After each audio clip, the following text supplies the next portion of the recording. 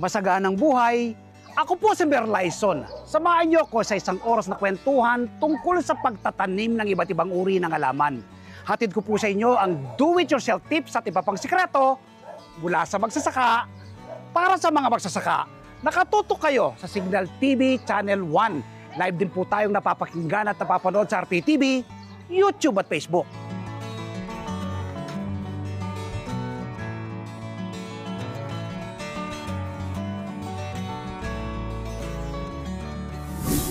We are so blessed ngayong araw na ito dahil tiyak, may inspire po kayo sa ating guest ngayong araw nito. Wala pong dinit iba, kundi si Gilmore Cervantes, former soldier. Isa pong military man, men in uniform. Ngayon po ay napunta sa pagsasaka. Owner po siya ng Eco Hydro Farm. Dito po yan, sa Talavera, Nueva Ecija. Sir Gilmore, kumusta po kayo? Ano pong pinagkakabalan po ninyo ngayon? Sir, sa ngayon, sir, I'm very okay po, sir. Yes. Lalo na nandito kayo, sir, na sinuportahan nyo yung ano namin, sir, yung Eco Hydro Farm. Sir, yung pinagkaabalahan ko ngayon, Yes. ito po, sir, yung modern farming po, sir, yung smart farming na tinatawag natin, yung Yes. hydroponic po, sir. Sa ngayon, sir, ito po yung ano namin, ito po yung lettuce po tayo. Yes. Meron po kayong sweet basil, nakita ko rin. Yes, sir. Meron po tayong Okay. diesel. Alright. Kasi demand din po kasi siya, sir. Dito, Kailan sir. po kayo nagsimula nito? Dati po, nakikipagbakbakan kayo sa mga bad eggs sa lipunan, mga abusayap sa Mindanao. Yes, Ilang taon nga po muna kayo sa serbisyo as a soldier? Sir, 14 years po ako, sir. 14 years? Yes, sir, 14 years. Ano pong naging courage sa inyo? Bakit napunta kayo sa pagtatanim, pagiging farmer? Yun, sir, yung kwento po, sir, unang-una, sir, ang farming kasi, sir, napamahal na sa akin, sir. Dahil dyan po kasi ako nabubuhay nung araw, nung kabataan ko. Yes. Kasi Okay. nagmula din kami sa farming, sir, dahil yung papa ko, farmers din po, Yes. sir. Alright. Bago ako naging sundalo, sir. Okay.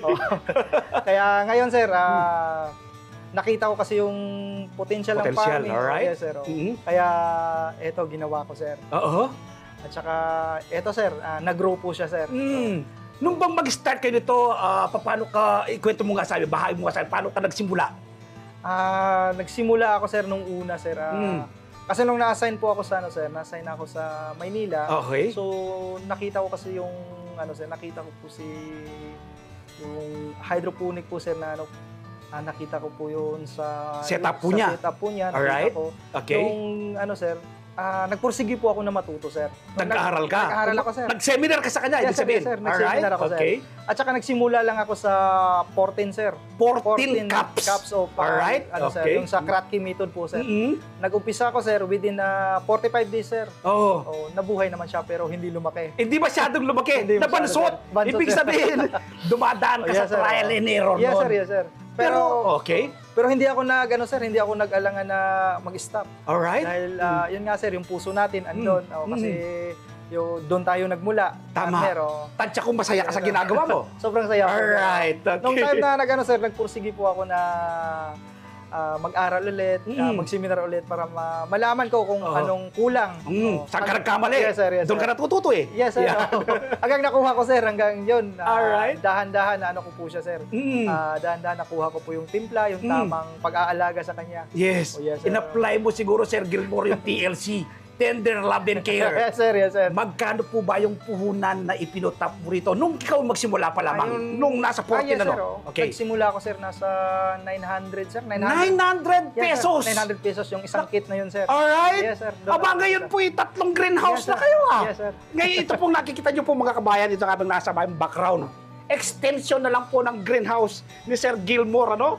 Ito pong napakagandang garden na ito. Yes, sir. Kumusta naman po in the long run habang nagpatuloy kang nag-aaral at katuwang mo na rin yata dito si Mrs. Yes po, sir. Okay.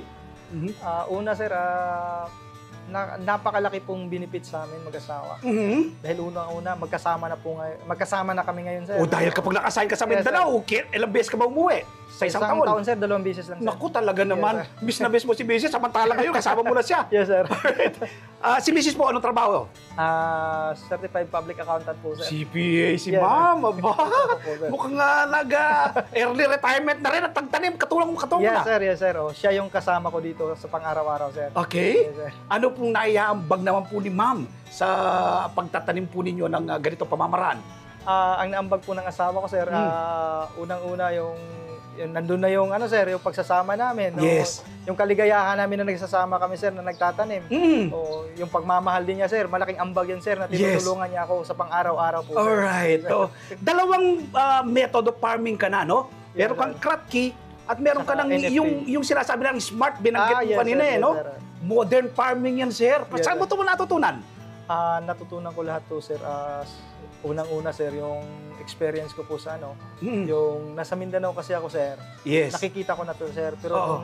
pagdating ko dito sa sir, sa Luzon, Mm. dito pala nandito pala nagmula to, sir. Yes. Kaya yung nakilala ko po yung isang tao Si Sir talaga, RC. Yes, sir. Nung Pagkitin nakilala natin ko, dahil... yes, sir. Oh. Nung nakilala ko po una, sir, nanalangin ako nung morning na yon. Yes, ba? Sabi ko, Lord, Morning meditation yan. Yes, sir, okay. Kasi may devotion po kasi tayo Alright, every morning. Mm. Nung sinabi ko, sir, na Lord, nung nanalangin kami ni Mrs., sabi namin, Lord, ano po ba yung pit na business na Oo. gusto mo pong ipagkaloob sa amin mag-asawa? Yes. Na magkasama na po kami. Oo. So, nung time na yun, napaka-bliss po namin na nakilala namin si Sir RC, sir. Aha. Nung nakilala namin, kinunta ko po siya nun.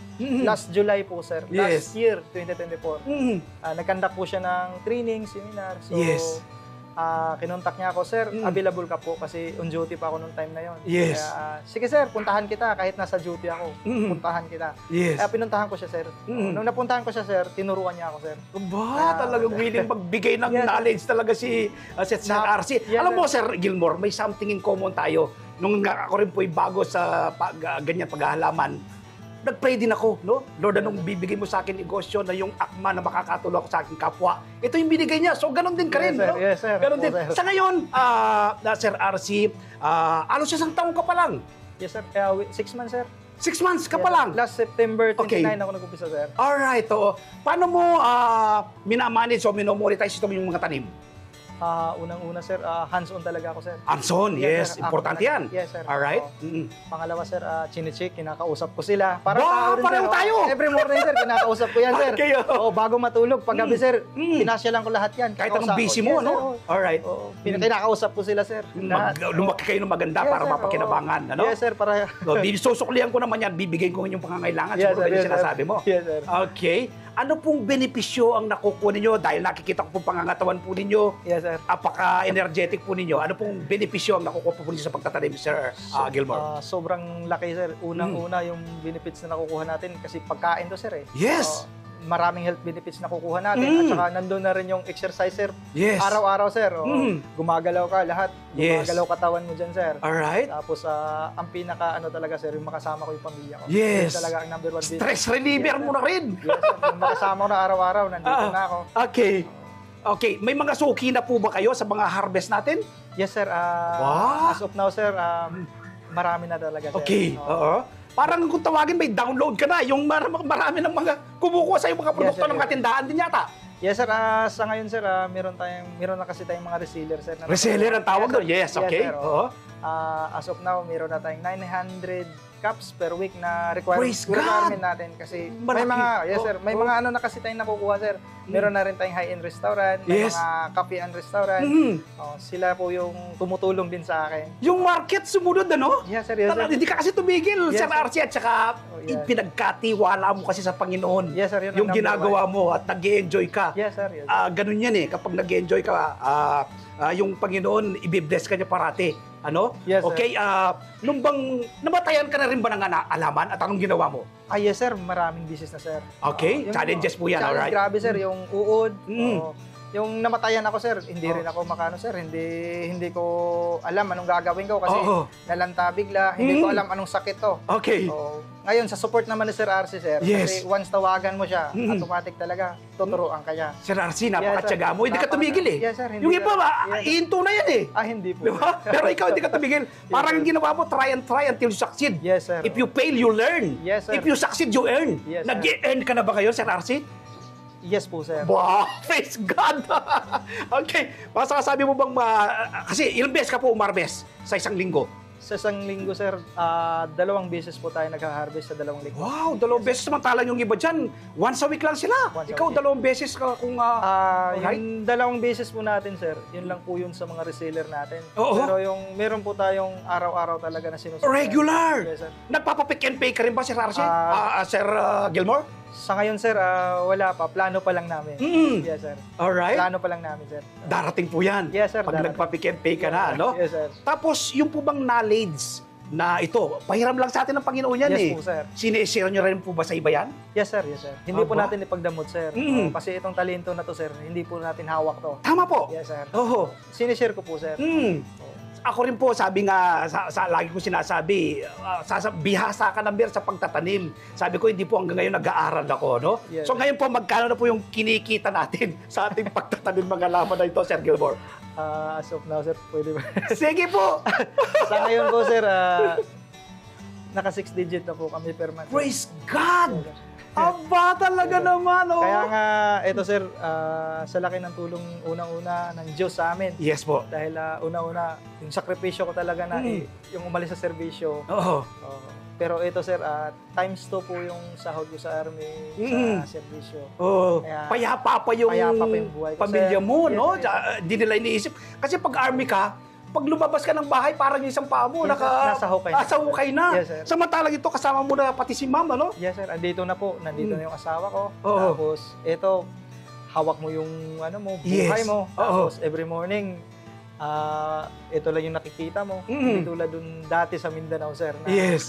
pag umaga, delikado talaga. Okay. Marami pong nanonood sa atin ngayon, Sir Gilmore, ano? Yes, sir. Ano po ba ang pwede nilang gawin na magsimula nito? May papayo niyo po sa kanila? Yes, sir. Yes, sir.